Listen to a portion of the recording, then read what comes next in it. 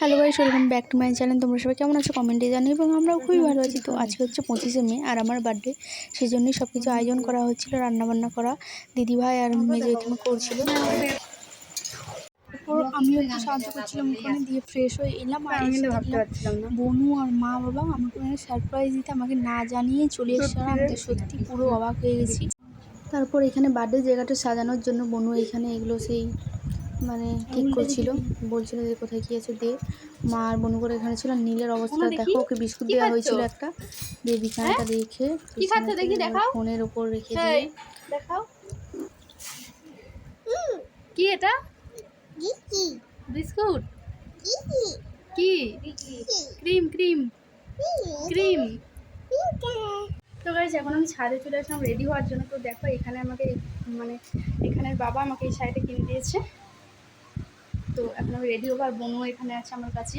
তো আমি তো পুরো ভাবতেই পারছিলাম না, একটুর জন্য হলেও ভাবিনি যে আজকে সকাল থেকে ও বলেছে যে আজকে আমার জন্মদিন হবে, সেজন্য সব কিছু সকাল থেকে বিকেল থেকে আয়োজন করা হচ্ছিল। আর এখানে মা বাবাও সবাই আয়োজন করছিল জন্মদিন হওয়ার জন্য। তারপর সব কিছু হয়ে যাচ্ছিলো সন্ধ্যার সময়। ওরা এখন হঠাৎ করে চলে এসেছে, সত্যি আমি ভাবতে পারিনি, পুরোটাই অবাক হয়ে গেছি। চলো আমি এখন রেডি হয়ে নিয়ে দিয়ে দেওয়া। তো বেশ আমি পুরো রেডি হয়ে গেছি, এরপর যাবো নিচে। তো চলো নিচে যাই। এটা কি ফুল? ভালো লাগছে এরকম কি গো? না ভালো লাগছে। তো দেখো আমার টেবিলে ছিল দুটো কেক, কারণ ওইখানে মা বাবা একটা কেক নিয়ে এসেছিলো আর একটা নিয়ে চলে এসেছিলো। সেটা জানতাম না, ফ্রিজে রাখা ছিল, আমি জানতাম না। তারপর মা ওরাও নিয়ে এসেছিলো। তো দুটো কেকের কালার একই হয়ে গেছিলো, দুটো কেক একই দোকান থেকেই নিয়ে হয়েছিল।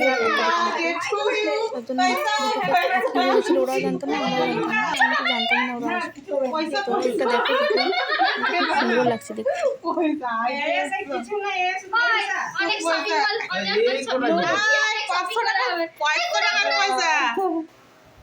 নোট বেরোচ্ছে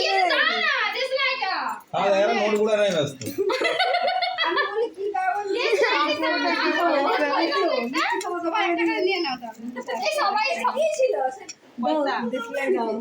এটাই যে পয়সা ছিল 2000 টাকা, 2000 টাকা দিলাম 500 টাকা।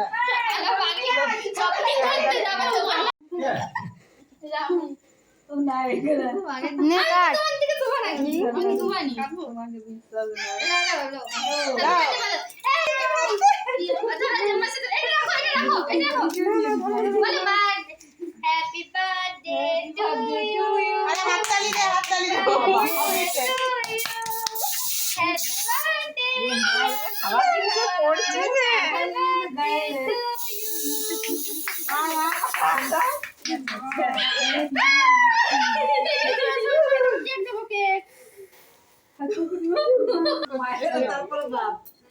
সোনা মারা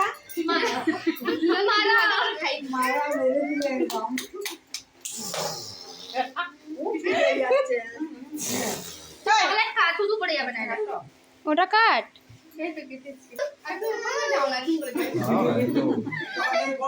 হ্যাঁ এতক্ষণই যাবো আমি।